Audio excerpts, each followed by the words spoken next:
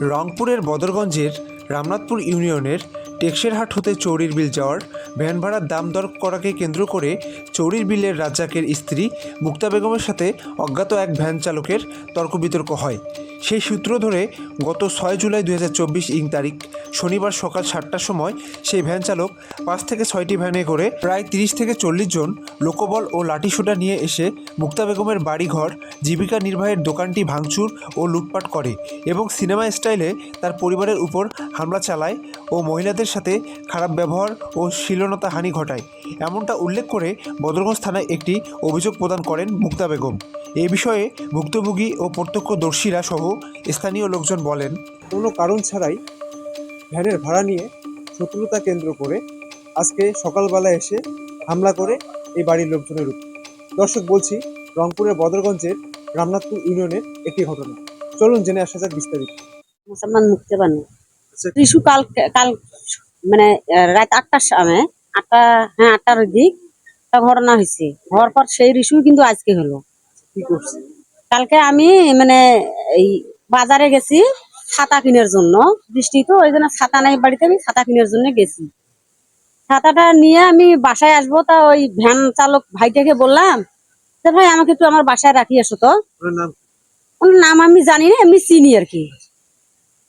আমাকে বাসায় রাখি এসো তো, কাছে 10 টাকা ভাড়া লাগবে। তার মানে 10 টাকা নিবি নে, তা আমার বাড়িতে পৌঁছাও, কাছে 100 টাকা লাগবে।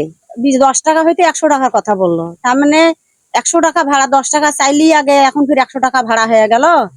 তার মানে মানে টাকা কি গাছের পাতা, মানে ছিটতে পাওয়া যায় না কয়টা। তখন ওই ছেলেটা ভস করে আমাকে বলছে কি যে মাগি আমি কি তোর সুদা টাকা দিয়ে আমি কি ভ্যান কিনছি, তা তোর কথা আমি শুনতে হবে আমাকে।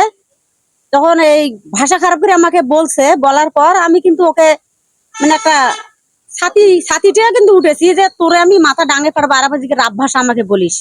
তখন ওই কি করলো, ছাতিটা আমার হাত থেকে মোচড়ে ফেলাই দিয়েছে মাটিতে, দিয়ে আমাকে একটা ধাক্কা মারছে। আমি কিন্তু পড়ে গেছি, আমার আঙ্গুলও কাটা গেছে। কালকে আমি দেখাছি বাজারের লোকে রক্ত বাইর হয়েছে। তখন আমি কি করলাম, আমি কাঁদছি, কাঁদতে কাঁদতে আমার স্বামীকে ফোন দিছি। তখন আমার স্বামী গেল, যায় ওই ছেলের সবাই বাধা করতেছে যে না, হারে বাজারে কোনো গন্ডগোল করার দরকার নাই। একটা ছেলেটাকে কিন্তু মারতে গেছিল, কিন্তু মারতে পারে নাই, লোকজন বহু ছাড়াছাড়ি করে দিয়েছে। তারপর ও বাসায় চলে গেছে, আমি আমার বাসায় চলে আসছি। আসার পর আমরা ঘুম গেছি সকালবেলা আমার মানে মায়ের কি পুত্র তো ভাই আর কি, সে আসি বাসায় ডাক দিল। আমরা ঘুম অবস্থায় আছি, ডাক দেওয়ার পর আমরা উঠলাম। উঠার পরে সেই সময় কিন্তু কাস্টমারও আসছে আমার দোকানে কিছু খরচা নেওয়ার জন্য। আমি আসি দোকানটা খুললাম, খুলি বসলাম। ও জিজ্ঞাসা নাই করতে এরা যে মানে 6-7 ভ্যান লোক আসি দাঁড় হইয়া, আমি এখানে দাঁড়ায় আছি খরচ দিতেছি মাসে। ওই সময়ের মধ্যে আমার কাছে গিট করে আমাকে ধরি ফেলাইছে। মানে পুরুষ যেভাবে ষাটের কলার ধরি মানে লাফি নামায়, এরকম করে আমাকে নামাইছে। নামে আমার ওই জায়গায় আমাকে নাকি ফেলে দিয়েছে, দিয়ে আমাকে খুঁজতেছে, ওখানে ফেলাই দিয়ে আমাকে খুঁজতেছে। তারপর সিগড়ে শুনি আমার মা চিল্লিয়ে ধরেছে, আমার ছেলে বাইরে হয়ে আসছে। আমার তো ছেলের বয়স কম, ছোট মানুষ, ওকে কি করবে। তখন আমার স্বামী ঘুম থেকে কিন্তু উঠি কিন্তু চলে আসছে। আসার পরে আমার স্বামীকে ওরা কিন্তু ধরছে। ধরার পর ওই যে রশি দিয়ে আমার স্বামী, নাম জানেন?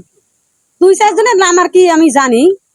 একজনকার নাম হলো রহিদুল, আর একজনকার নাম হলো মজ্জেন, আর একজনকার নাম মজিদুল। আর কি এই কয়জনকার নাম আমি কি জানি আর কি। ওরা আনুমানিক 30 থেকে 35 জন, 40-এর মতন আর কি হবে। আসি কত কোনো কথাবার্তা নাই, আসি আমাকে গ্রিম করে আমাকে ধরে ফেলালো। ক্ষতি আমার দোকানে ঘরে মানে যতগুলো লোক সবাই আমার ভিতরে ঢুকে গেছে। ঢুকে যাওয়ার পর আমার এই যে এগুলো সবগুলো ভাঙ্গি চুরি ফেলেছে। আমার বাক্সটা ওটা একেবারে আচার দিয়ে ওইদিকে নিয়ে ফেলাই দিছে। এইটা বাক্সর মধ্যে আমার টাকা ছিল, আমি ঠাঙ্গামারা ব্যাংক থেকে টাকা তুলছি দোকানে মাল করার জন্য। আর আমি আর কি কিছু কাজে লাগাবো। কিরকম টাকা ছিল? কত? 1,80,000 1,80,000 টাকা আমার এই ইয়েটা ছিল। মানে এই টাকাগুলো এখানে সিটুজান করে দিছে ওরা। টাকার ভিডিও আমি করে রাখছি। আর আমার টাকা নিয়ে চলে গেছে? হ্যাঁ, নিয়ে চলে গেছে। আর আমার কানে ছিল সেন্টার এগুলা দুল ছিল আমার।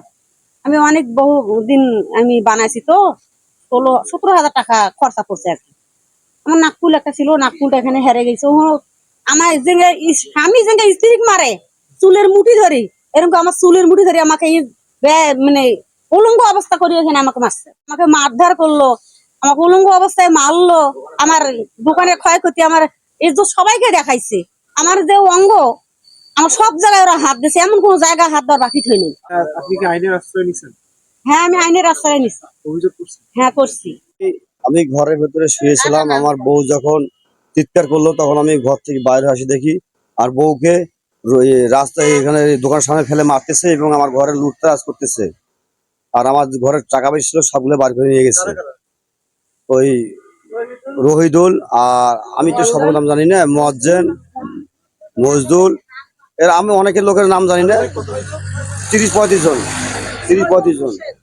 মোর্শেদ ছিল, শহীদুল ছিল। এরা কেউ ঘরে ঢুকছে, কেউ আমার বউকে মারতেছে। আমি যখন বাইরে হচ্ছি আবার আমাকে ওরা সবাই মিলে ধরিয়ে আমার ভ্যানে তুলতে রসা লাগে। এখন আপনারা কি চাচ্ছেন? এখন আমরা আইনের কাছে সুষ্ঠু বিচার চাচ্ছি। আমার এই যে টাকা ছিল 1,80,000, আমার এই বইয়ের যে স্বর্ণের জিনিস নিয়ে কানের জিনিস নিয়ে গেছে, আমার এই ক্ষয়ক্ষতি করছে, দোকানে মালামাল ক্ষয়ক্ষতি করছে, আমি এটা সুষ্ঠু বিচার চাই। আমার নাম মুসাম্মদ সাকিরা বেগম।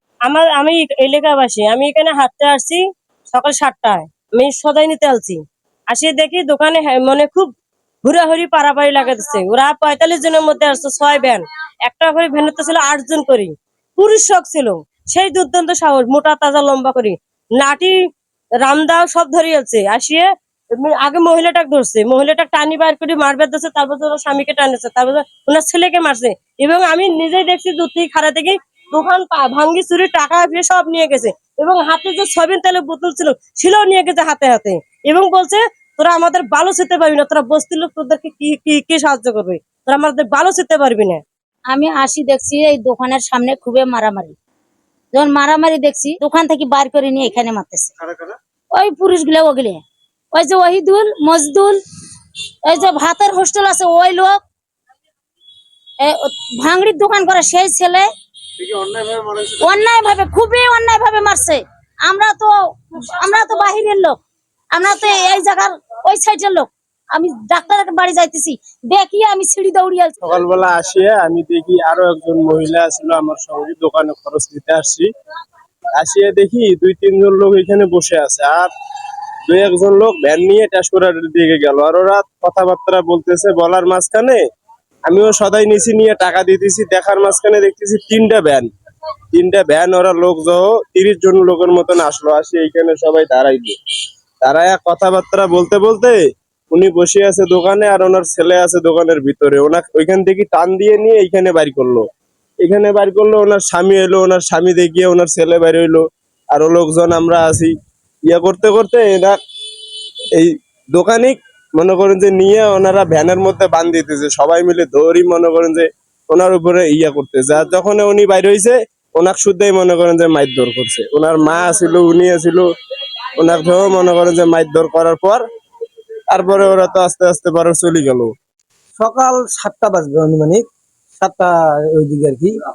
আমি রাস্তার এদিকে আসতেছি, আমার টলি লাগবে, আমার জমিতে মানে টলি চাষ করব, মানে জমি চাষ করবো তো একটা টলি লাগবে।